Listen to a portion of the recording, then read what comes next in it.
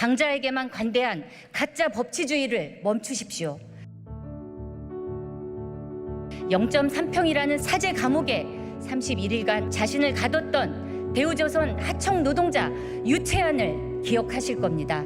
처참한 현실을 고백한 그에게 대통령은 손해배상 소송이 법과 원칙이라고 했습니다. 윤석열 정부의 법치주의는 오직 약자에게만 엄격합니다. 법치주의는 목숨 내놓고 일해야 하는 위험한 산업 현장과 기술 탈취와 갑질에 신음하는 중소기업부터 적용돼야 합니다. 법치주의는 이동권 시위를 하는 장애인을 지구 끝까지 쫓아가겠다는 것이 아니라 이동권을 약속한 법률이 지켜지도록 예산 편성의 책임을 다하는 것입니다. 법치주의는 손배 가압류를 남발하는 것이 아니라 헌법이 보장한 쟁의권을 훼손하지 못하도록 하는 노란봉투법을 입법하는 것입니다. 정의당은 가장 가혹한 자기평가로 다시 태어나겠습니다. 정의당이 없으면 자신의 목소리가 사라질 시민들과 노동이 있는 민주주의를 위해 반드시 필요한 것입니다. 두려움 없이 나아가겠습니다. 정의당에 대한 애정과 응원을 부탁드립니다. 감사합니다.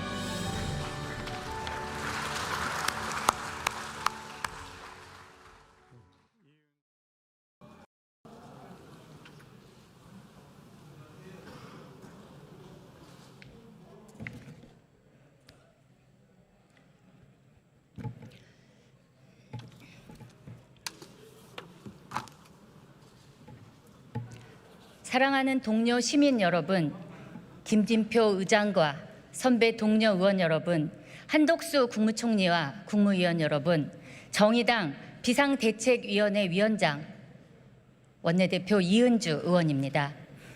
저는 윤석열 정부의 탄생이 민주주의의 위기라고 생각하지 않습니다.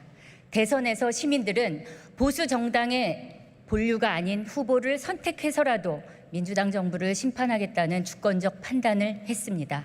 역대 가장 적은 표차였지만 결과를 거부하는 대규모 시위도 투표에 대한 논란도 없었습니다.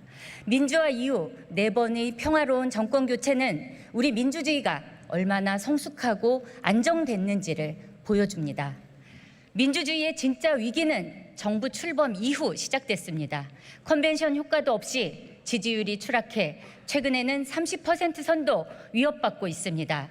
민주화 이후 이렇게 표차가 적은 대선도 처음이고 이렇게 빠른 속도로 시민의 신뢰를 상실한 정부도 처음입니다. 저는 지지율 하락이 정부의 통치 붕괴로 이어지지 않기를 바랍니다.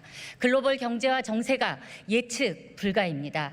위기와 불확실성의 시대에 정부의 실패는 시민의 고통으로 돌아옵니다. 그러나 그 고통을 모두가 똑같이 경험하지는 않습니다. 그것은 가장 가혹한 방식으로 경제적 약자들의 삶을 위협합니다.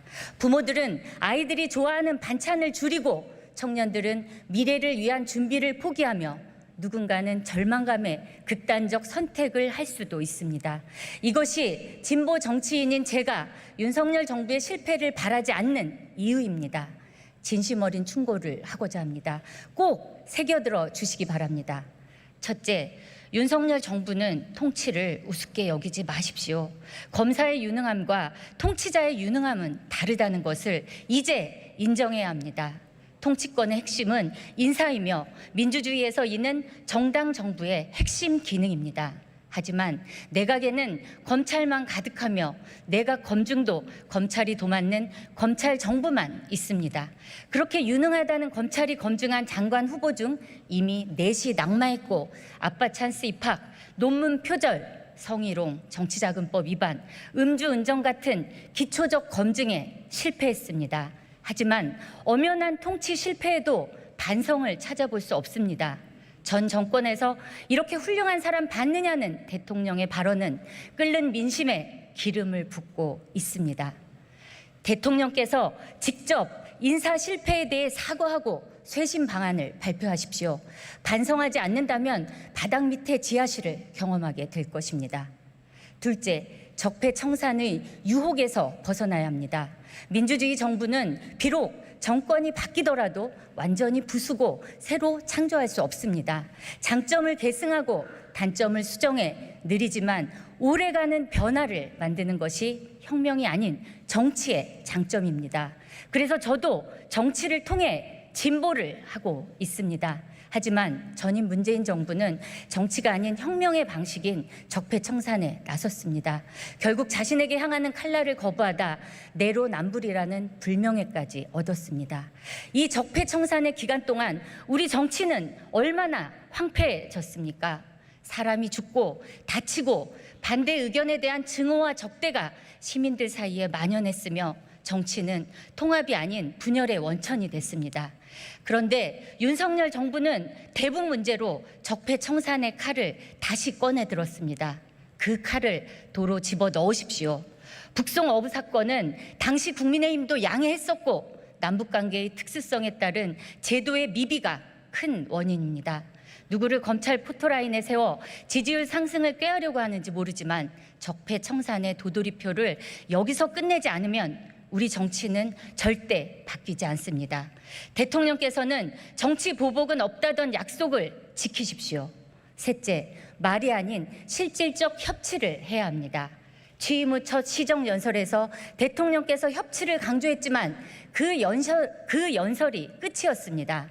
청문회 없이 임명한 강요가 이미 내십니다. 행안부 경찰국이나 법무부 인사검증단처럼 법률 개정 사안을 시행령으로 대체해 헌법상 국회의 권한을 침해하고 있습니다. 이런 상황에서 정부와 여당은 연금, 노동시장, 교육개혁을 강조하고 있습니다. 세대 공존을 위한 연금 개혁과 노동시장의 불평등 극복은 꼭 필요한 일입니다. 하지만 시행령 통치로 국회와의 협치를 파괴하면서 최고 수준의 정치적 합의가 필요한 개혁을 하겠다는 것은 어불성설입니다. 임기 내내 일하지 않는 국회 프레임을 내세운 문재인 정부는 심지어 국회 과반을 차지한 후에도 국회를 계속 혐오했습니다. 똑같이 하실 겁니까? 일하는 국회를 원한다면 협치의 비용 없이 개혁을 이루겠다는 환상에서 벗어나야 합니다. 즉시 시행령 통치를 중단하고 야당과의 대화를 복원하십시오. 넷째, 강자에게만 관대한 가짜 법치주의를 멈추십시오. 정부가 약속한 법치주의가 무너지고 있습니다. 중대재해법과 공정거래법 처벌 완화를 위한 TF가 설치되고 주 52시간 근무제는 경쟁력 저하의 원흉이 됐습니다. 불법적 노조 파괴에 항의해 노동자가 수개월째 단식 중인 파리바게뜨는 사실상 노동법의 치외 법권 지대입니다. 0.3평이라는 사제 감옥에 31일간 자신을 가뒀던 대우조선 하청 노동자 유채안을 기억하실 겁니다. 22년 차 용접공인 그의 월급은 207만 원이었고 그 처참한 현실을 고백한 그에게 대통령은 손해배상 소송이 법과 원칙이라고 했습니다. 윤석열 정부의 법치주의는 오직 약자에게만 엄격합니다. 법치주의는 시민을 규율하는 원리가 아닙니다. 자의적인 법 집행을 막기 위해 권력을 규율하는 원리입니다. 하지만 문재인 정부가 측근을 비호했다면 윤석열 정부는 가진 자만 비호하는 계급적 인치주의로 법치주의를 또 한 번 타락시키고 있습니다. 법치주의는 목숨 내놓고 일해야 하는 위험한 산업 현장과 기술 탈취와 갑질에 신음하는 중소기업부터 적용돼야 합니다. 법치주의는 이동권 시위를 하는 장애인을 지구 끝까지 쫓아가겠다는 것이 아니라 이동권을 약속한 법률이 지켜지도록 예산 편성의 책임을 다하는 것입니다. 법치주의는 손배 가압류를 남발하는 것이 아니라 헌법이 보장한 쟁의권을 훼손하지 못하도록 하는 노란봉투법을 입법하는 것입니다. 이와 관련해 더 말씀드릴 게 있습니다. 아시다시피 박근혜 정권 몰락의 출발점이 특별감찰관이었습니다. 하지만 문재인 정부는 임명을 거부했고 그 뒤 크고 작은 의혹이 터졌습니다. 윤석열 대통령께서는 당선인 시절 약속했던 특별감찰관 임명 절차를 즉각 밟아주십시오. 이것이 100마디 말보다 법치주의를 되살리는 길입니다. 결론적으로 말씀드립니다. 윤석열 정부는 보수이지만 민주적이고 유능한 정부의 길을 포기하지 않아야 통치 붕괴를 막을 수 있다는 것을 직시해야 합니다. 사랑하는 동료 시민 여러분, 선배 동료 의원 여러분, 지금 시기 정부가 총력을 기울일 곳은 경제 위기 극복입니다. 지지율 추락의 이유는 다른 데 있지 않습니다. 대통령이 용산 집무실과 같은 비본질적인 문제에 집착하고 초유의 경제 위기 상황에서 초보 운전, 아니 무면허 운전을 하며 우왕좌왕하는 것에 시민들이 실망했기 때문입니다. 고물가와 고금리가 글로벌 경제를 강타하고 있습니다. 1970년대 이후 최악의 인플레로 완화적 통화 정책이 막을 내렸습니다. 미국 연준의 금리 인상이 불러온 강달러는 수출 대기업에게는 기회지만 평범한 소비자에게는 큰 고통이 되고 있습니다. 고유가와 에너지 대란을 가져온 우크라이나 전쟁은 단발적 사건이 아닙니다. 2차 대전 이후 성립된 국제적 평화 체제와 자유무역 질서가 근본적으로 흔들리고 지정학의 시대가 열리고 있습니다.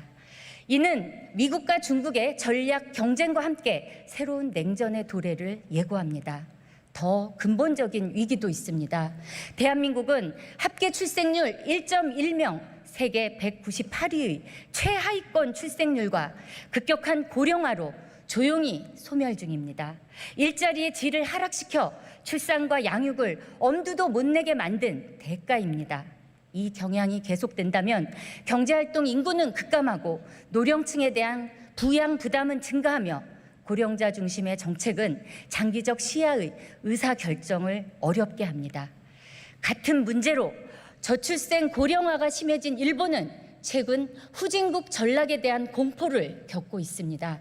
우리도 일자리와 부동산에 대한 근본적인 대책이 없다면 선진국 탈락을 걱정하게 될 것입니다. 위기 극복의 원칙부터 세워야 합니다. 코로나 팬데믹과 마찬가지로 3고 위기 또한 불평등 구조의 아래에 있는 약자를 먼저 위협합니다. 이들에게 가중되는 고통을 조정하고 분담하는 것은 시장도 기업도 아닌 정부의 몫입니다. 윤석열 정부의 정책적 최우선 순위도 바로 이들 약자여야 합니다. 하지만 정부 정책은 오직 강자를 위한 것들 뿐입니다. 세법 개정안은 MB식 부자 감세의 부활입니다. 동유럽 등 세율이 낮은 국가들이 포함된 OECD 평균 법인세는 비교 대상이 될 수 없습니다. 법인세 최고 세율이 적용되는 우리 기업들은 글로벌 대기업인 만큼 G7 국가들과 비교하는 것이 타당하며 이들에 비해 결코 법인세가 높지 않습니다. 또한 역대급 이익을 내고 있는 석유화학 대기업 다수는 최고 세율 구간에 해당합니다. 주요 국가에서는 횡재세 도입 주장이 나오는데 법인세를 인하하겠다는 것은 횡재에 선물까지 더 주겠다는 것입니다. 가장 큰 문제는 종부세 중과 폐지와 공제분 인상 등 보유세 완화입니다. 100번 양보해 법인세 감소와 금융투자 소득세 유예는 투자 감소를 막는다는 명분이라도 있습니다. 그러나 보유세 감세가 어떻게 인플레를 막고 침체에 대비한 정책입니까? 주거 목적 이외 추가적 아파트는 묻지마 투기라는 점에서 현대판 튤립 투기 사태입니다. 이를 조장하는 계급 입법, 비생산적인 투기 수요만 자극하는 포퓰리즘 입법은 즉각 중단돼야 합니다. 코로나 재확산, 가계부채 증가, 고물가로 위기 가구가 급증한다면 재정 지출도 늘어납니다. 위기 상황에서 오히려 부가 증가한 기업과 부자들에게 더 많은 세금으로 공정과세를 실현해 위기 극복을 위한 재정 여력을 확보해야 합니다. 저와 정의당은 복합 위기에 맞서 약자들을 보호하기 위해 7가지를 제안합니다. 복지급여의 기준이 되는 기준 중위소득을 대폭 인상해야 합니다. 고물가로 실제 소득이 크게 감소하는 시민은 정액 소득을 받는 집단이며 특히 기초생활수급자의 경우 심각한 생계 곤란을 겪게 됩니다. 하지만 2022년 기준 중위소득의 30%인 1인 가구 생계급여는 58만 원에 불과하며 고물가를 감당하는 게 불가능합니다. 정부는 8월 1일 결정하는 기준 중위소득을 대폭 인상해야 합니다. 또한 생계급여를 기준 중위소득의 35% 수준으로 올리겠다는 공약을 조기에 달성해야 합니다. 임대료 폭등으로부터 주거 약자를 보호해야 합니다. 올해 7월은 2년 전 임대차 3법 시행 이후 계약갱신 임대차가 끝나는 시점입니다. 집주인들이 상한 규제가 없다는 이유로 임대료를 대폭 올리면 인플레는 더 심해집니다. 이를 막기 위해 신규 임대차 계약에도 임대료 인상률 상한제를 도입해야 합니다. 또한 대출 규제 완화를 철회하고 고점에 집 사서 고금리 상환으로 고통받는 일이 없도록 수요 관리를 철저히 해야 합니다. 저신용, 저소득, 다중채무자에 대한 선제적인 채무 조정을 실시해야 합니다. 정부의 금융부문 민생안전대책에는 93조에 이르는 이들 금융약자의 채무에 대한 정책이 없습니다. 대출을 돌려막는 저신용, 다중채무자에게 만기 연장 불가나 카드 한도 축소는 곧 경제적 사형 선고이며 신용 불량으로 공식적 노동시장에서 퇴출되면 생계 곤란으로 이어집니다. 채무를 통합하고 상환 기간을 늘리는 등 선제적인 채무 조정으로 고금리가 금융 취약계층을 덮치는 일을 막아야 합니다. 납품 단가 연동제로 중소기업의 숨통을 틔워야 합니다. 각종 원자재 가격이 상승해도 제값 못 받고 대기업에 납품하는 일을 막기 위해 납품 단가 연동제는 필수적입니다.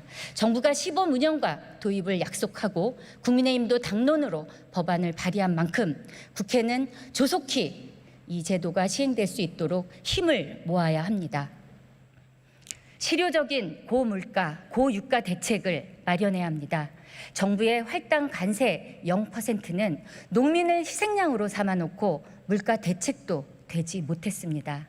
비료, 사료, 인건비 등 생산비 급등과 농산물 시장 가격 하락으로 농민들이 이중 피해를 입지 않도록 주요 농산물 최저 가격제를 실시하고 생산비 절감 대책을 마련해야 합니다. 유류세 인하는 고가의 중대형차를 가진 부유층에게만 유리한 역진적 정책입니다. IMF도 최근 유류세 인하 등 감세 방식의 물가 개입이 비효율적임을 지적했습니다. 과거 시행한 바 있는 소득 규모별 유류세 환급과 같은 실효적 방식으로 고물가와 고유가에 대응해야 합니다. 취약 노동자를 보호하기 위한 입법에 나서야 합니다. 인플레로 인한 실질 임금 감소와 닥쳐올 침체에 큰 피해를 입은 시민들은 사회보험도 노동조합도 없는 프리랜서, 플랫폼, 자영업, 특수고용 노동자들입니다. 이들을 포괄하는 새로운 근로기준법이라 할 일하는 시민 기본법과 일하는 시민의 결사권 보장을 위한 기본법으로 노동시장에 새로운 기준을 세우고 일자리질 하락으로 인한 인구 감소라는 장기적 위기에 대처해야 합니다. 노조 혐오와 배제를 중단하고 사회적 대화를 복원해야 합니다. 조선업 원하청 구조 개선, 인플레 대책, 녹색 전환에 따른 일자리 충격 완화와 같은 주요 과제를 다루기 위해서는 사회적 대화가 필수입니다. 하지만 대통령부터 여당 대표까지 노조 혐오와 배제에 사활을 걸었습니다. 정부가 그렇게 강조하는 노동개혁과 연금개혁은 국회에서 야당과의 대화도 중요하지만 무엇보다 당사자와의 대화가 필요합니다. 진짜로 개혁이 하고 싶다면 상대에 대한 험한 말을 중단하고 사회적 대화 복원에 진정성을 보여야 합니다. 사랑하는 동료 시민 여러분, 정의당은 지난 대선과 지방선거에서 창당 이후 가장 냉혹한 평가를 받았습니다. 정의당은 존재의 이유를 검증받는 시간에 들어섰습니다. 정의당의 위기는 일시적 위기가 아닙니다. 정치의 방법으로 진보를 실현하기 위해 노력했고 흔들림 없이 양당 정치의 대안을 추구해왔다는 자부심도 있습니다. 하지만 지난 10년간 리더십 교체는 지체됐습니다. 조국 사태와 검수완박 국면에서 진보의 원칙을 훼손하는 정무적 판단이 반복됐습니다. 무상의료, 무상교육 이후 진보적 정책과 비전의 업데이트도 지체되고 있습니다. 무엇보다 가슴 아픈 일은 창당 정신인 6411 정신에도 불구하고 가난하고 약한 시민들에게 정의당이 정치적 대안으로 선택받지 못했다는 점입니다. 삶의 현장에서 끝장 투쟁을 하고 있는 노동 시민의 존재 자체가 진보 정치의 부재를 상징하고 있습니다. 정의당은 가장 가혹한 자기 평가로 다시 태어나겠습니다. 지난 10년 혼돈의 정치 노선을 정리하겠습니다. 변화된 현실에 맞게 노동 대표성을 확장하고 불평등 해소를 위한 사회 연대를 주도하겠습니다. 지역 정치의 재생을 위해 구체적 방안을 제시하고 차기 혁신 지도부가 쇄신을 이끌 수 있도록 체제를 개편하겠습니다. 정의당 비상대책위는 앞으로 9월 혁신 지도부 선출까지 논쟁하고 토론하는 정의당, 하지만 통합과 변화를 위해 한층 더 단단해진 정의당을 만들 것입니다. 사랑하는 동료 시민 여러분, 정의당의 변화는 단지 정의당의 존속을 위한 것만은 아닙니다.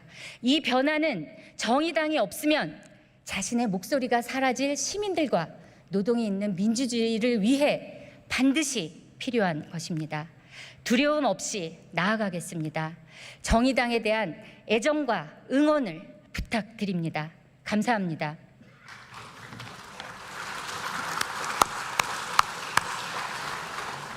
이은주 의원님 수고하셨습니다.